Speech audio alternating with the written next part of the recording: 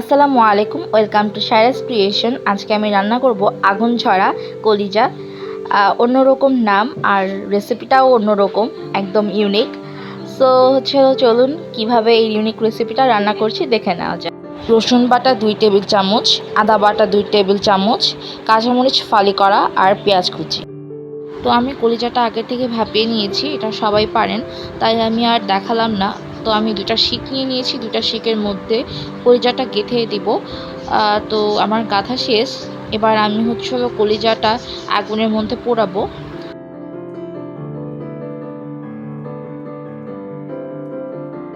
তো দেখুন, এটাকে ভালো করে পোড়ানো হয়ে গিয়েছে আমার। আর এটা যদিও সবসময় সম্ভব না, কারণ এটা একটু বেশি সময়ের কাজ। যখন মেহমান আসবে, স্পেশাল গেস্ট, তখন তৈরি করতে পারেন, বা নিজেদের কোনো স্পেশাল ওকেশনের সময়। তো আপনারা দেখে বুঝতে পারছেন কিভাবে পুড়িয়ে নিয়েছি। একদম ভালো করে পুড়িয়ে নিতে হবে কলিজাটাকে। তো আমার কলিজাটা পোড়ানো হয়ে গিয়েছে। তো এবার আমি কয়লা দিয়ে একটা স্মোকি ফ্লেভার নিয়ে আসবো। এটা হলো কাঠের কয়লার সেটা। এবার এটা আগুনে দিয়ে আমি একটু গরম করে নিব। দেন স্মোকি ফ্লেভারের জন্য আমি একটু ঘি দিয়ে তারপর স্মোকি ফ্লেভারটা নিয়ে আসব। তো আমি এবার চুলায় কাঠের কয়লাটা দিয়ে একটু গরম করে নিয়েছি জাস্ট। এবার কয়লাটার সাথে সাথে নামানোর পরেই এর মধ্যে একটু ঘি দিয়ে সাথে ঢেকে দিতে হবে, না হলে স্মোকি ফ্লেভারটা বের হয়ে আসবে। আর এটা মশলা কষানোর আগ অবধি এটা ঢেকে রাখবেন, তাহলে আর স্মোকি ফ্লেভারটা বের হয়ে আসবে না। এবার আমি ঘি আর তেল একসাথে মিশিয়ে এটাকে রান্না করব।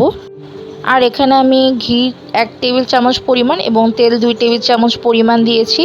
আর এখানে 4-5টা পেঁয়াজ কুচি আছে। যদি ছোট হয় তাহলে 4-5টা, আর যদি বড় হয় তাহলে 3টাতে যথেষ্ট। তো আমি গরম মশলা হিসেবে ইউজ করেছি লং 3টা, এলাচ 3টা, মৌরি 1 চা চামচ পরিমাণ, দারচিনি 6-5 টুকরা, আর স্টার অ্যানিস 1টা, আর তেজপাতা 3-4টা। আর স্টার অ্যানিসটা একদমই অপশনাল।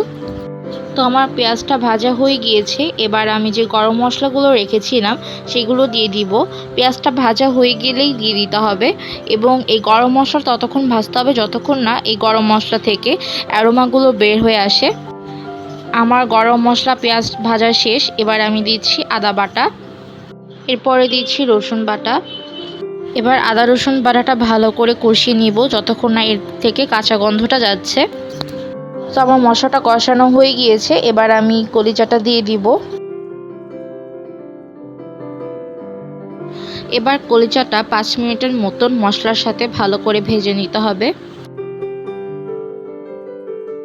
এবার আমি লবণ দিয়ে নিচ্ছি স্বাদ মতন।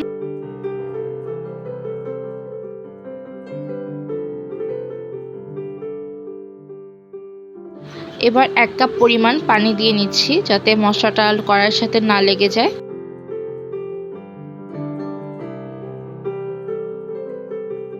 এবার আমি একটা পেস্ট তৈরি করে নিব।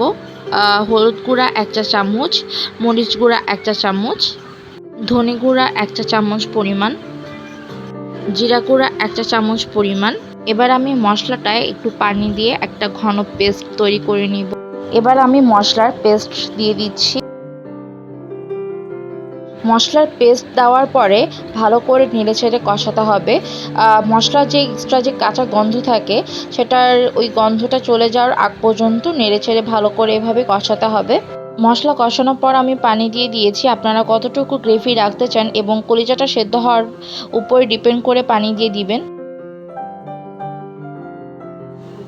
40 মিনিট পর এটাকে ঢেকে রান্না করেছি। তো আমার হয়ে গিয়েছে, একদম পুরো আমার পারফেক্ট গ্রেভি এসেছে।